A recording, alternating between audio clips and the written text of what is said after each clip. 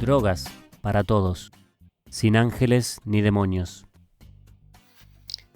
En este episodio voy a hablar de ayahuasca y luego de describir básicamente lo que es, el episodio va a ser, con mi opinión, 95% crítico. La ayahuasca es una mezcla de al menos dos sustancias. Una, el ingrediente psicoactivo, DMT, que se puede consumir fumado o inyectado, con efectos similares en algún aspecto y bien distintos en otro, pero que oralmente no es activo, porque el estómago lo destruye. Ahí es que entra en juego el segundo ingrediente de la ayahuasca, que modifica el organismo temporalmente, inhibiendo esa destrucción del DMT, de modo que el DMT se convierte en activo oralmente.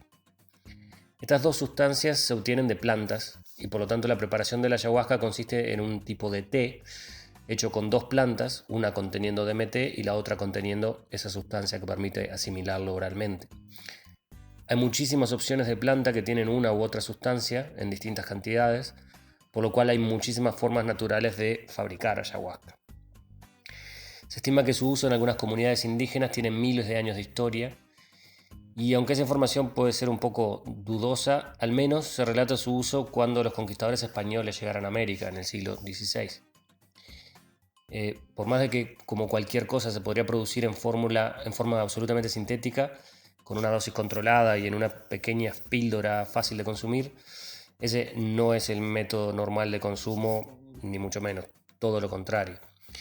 La forma de consumo común, el 99% del consumo o más, es en un entorno ceremonial que anteriormente se limitaba a las comunidades indígenas y hoy en día es un negocio creciente en muchas partes del mundo, donde cualquiera puede pasar por su consumo,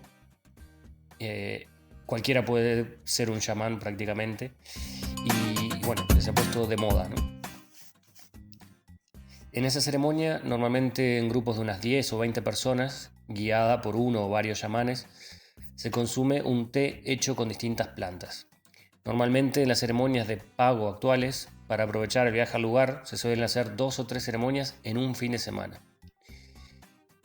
Luego del consumo, los efectos durarán unas 8 horas aproximadamente, donde se experimentarán todo tipo de alucinaciones, introspecciones, y para los que así lo crean, conexiones divinas, espirituales, revelaciones, visiones, etc. Hasta ahí la descripción, básicamente, por si alguien no tenía claro todo lo anterior. Ahora mi opinión, que creo que ya mencioné algo en algún episodio anterior. Las ceremonias de ayahuasca me parecen una de las cosas más absurdas en el ambiente por muchas razones.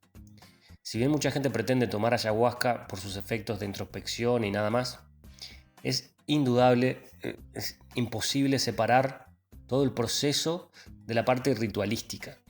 La creencia en la ceremonia y en el chamán involucran creer en la existencia de espíritus, dioses, demonios, conexiones con el más allá, mediums, todo tipo de fe sobrenatural, mística, magia, etc. Es creer en cualquier tipo de supersticiones con cero fundamento científico. Claro, en un mundo en el que aún la religión es algo normal, a mucha gente esto le parecerá escasamente criticable, y es entendible. Poco podemos criticar a alguien que cree en cosas sobrenaturales simplemente porque son sobrenaturalidades distintas de las que en nuestra sociedad son normales, que son creídas por la mayoría de la población y por sus gobernantes. Sin embargo, el que esté normalizado no quiere decir que esté bien. No critico al ritualismo indígena o a cualquier religión por alejarse de mi creencia particular, sea Dios o lo que sea, sino por alejarse de lo científico, de lo demostrable y comprobable, de lo perdurable y de lo objetivo.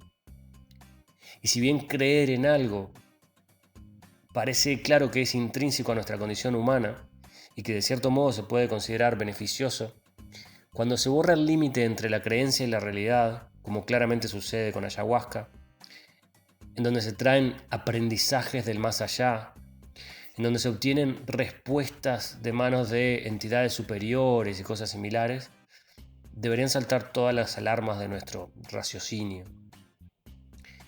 Y otra cosa que debería hacer saltar todas las alarmas es la figura del chamán, encargado de guiar las ceremonias, de guiar al viajero en ese viaje espiritual. Se repite una y otra vez que la ceremonia de ayahuasca solo debe ser llevada a cabo por un chamán experto, con mucha experiencia y en sus manos se pone una de las experiencias más fuertes por la que probablemente pueda pasar cualquier ser humano. Bueno, por más experto que alguien pretenda ser, si uno es experto en algo que es absolutamente una locura, indemostrable más allá de lo etéreo, folclórico, su expertise, el que lo haya hecho 1000 veces, significa absolutamente nada.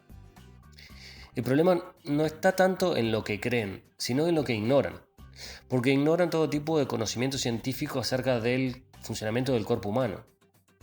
La ciencia actual puede ignorar muchísimas cosas acerca de cómo funciona la mente, y de ahí es que todavía se sostiene el conocimiento, entre comillas, del chamán, pero hay muchísimas cosas que tenemos muy claras y el chamán ignora por completo.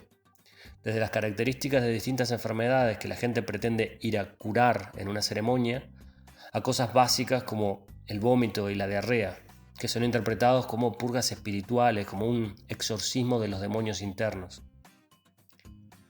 En definitiva, el chamán es alguien que en nuestra cultura simplemente tacharíamos de loco, seguramente de esquizofrénico. No es más que cualquier persona con serios delirios e ignorancias. No es más que un astrólogo, un físico, un pastor religioso, un terraplanista. Y sin embargo, mucha gente confía en estas figuras su psique en el momento más vulnerable de su vida.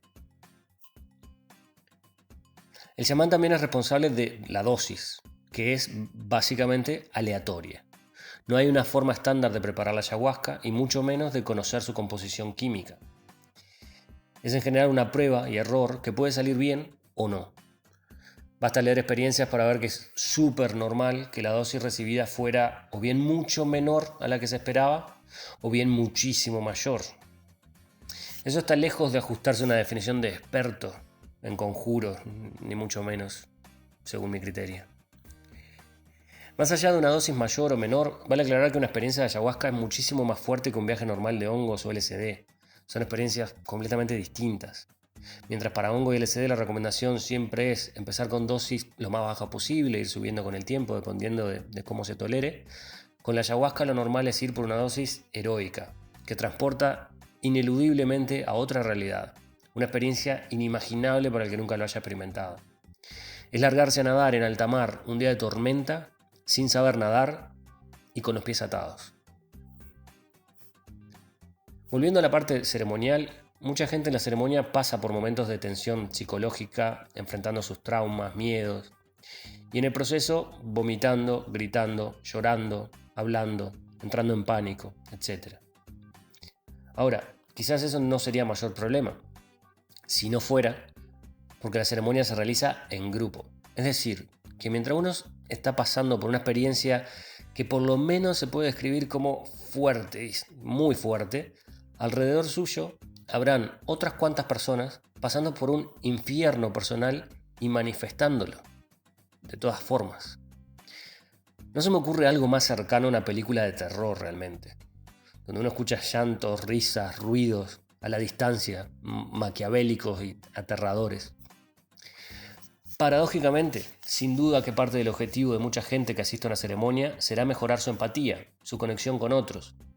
Pero si uno piensa empáticamente, no parece difícil ver que ese entorno caótico ceremonial, cargado de emociones fuertes de otros seres humanos, indudablemente tendrá un efecto brutal en su propia experiencia, especialmente en un momento donde la droga te convierte en tremendamente sugestionable.